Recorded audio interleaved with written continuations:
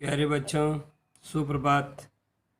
Google कक्षा कक्ष कक्षा 7वीं विषय हिंदी दिनांक 25 जून 2020 में आपका स्वागत है। आज जो हमारा पाठ चलेगा उसका नाम है मिठाई वाला, जिसके लेखक है भगवती प्रसाद वाजपेयी।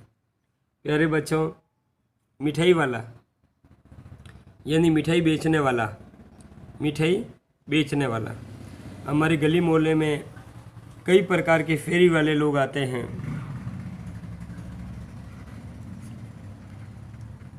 फेरी वाले लोग आते हैं जो आवाज़ लगाते हैं। उनके नाम इस प्रकार हैं, जैसे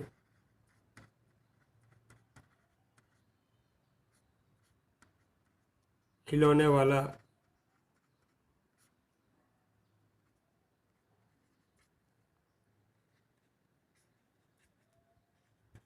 मिठाई वाला,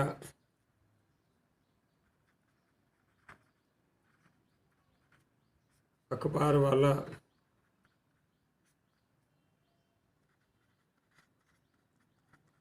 सब्जी वाला,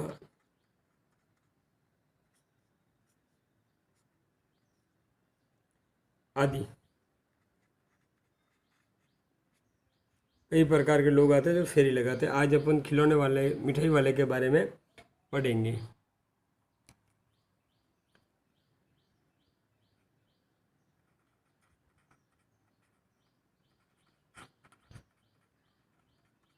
मिठाई वाला। प्यारे बच्चों, मिठाई वाला की कहानी इस प्रकार है। मिठाई वाला एक कहानी है जो मैं आपको सुनाता हूँ। एक मिठाई वाला था जिसका पूरा परिवार था। अच्छा खासा हंसता खेलता उसका परिवार था। लेकिन ऐसा कुछ हुआ कि उसका पूरा परिवार समाप्त हो गया। पूरा परिवार समाप्त हो गया। अब क्या करे, उसके पास में रुपये पैसों की कमी नहीं थी, लेकिन उसका मन नहीं लग रहा था। अतः उसने बच्चों को बहलाने के लिए ये फेरी का काम शुरू किया। किसका काम शुरू किया? फेरी का काम। और वो फेरी में कौन सा सामान बेचता था? बच्चों से संबंधित जो भी सामान था,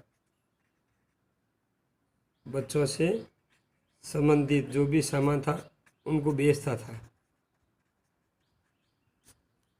और उसमें वो मुनाफा नहीं लेता था, बस जिस रेट में आता था उसके कम रेट में भी दे देता। उसका मकसद एक ही था, बच्चों के साथ रहना, बच्चों के साथ हंसी मजाक करना और अपना मन बहलाना।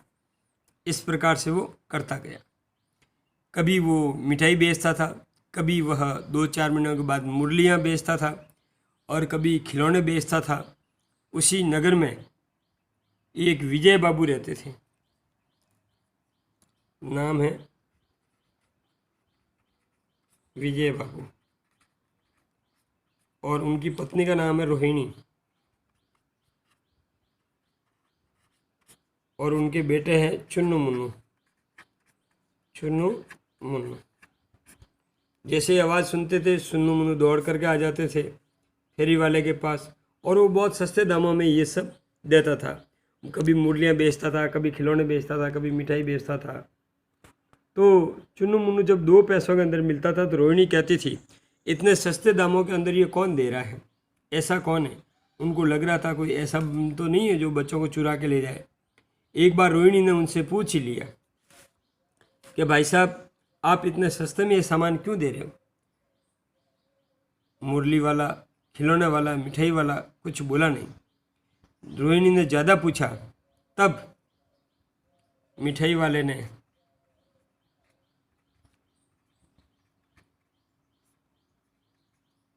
आप बीती सुनाई।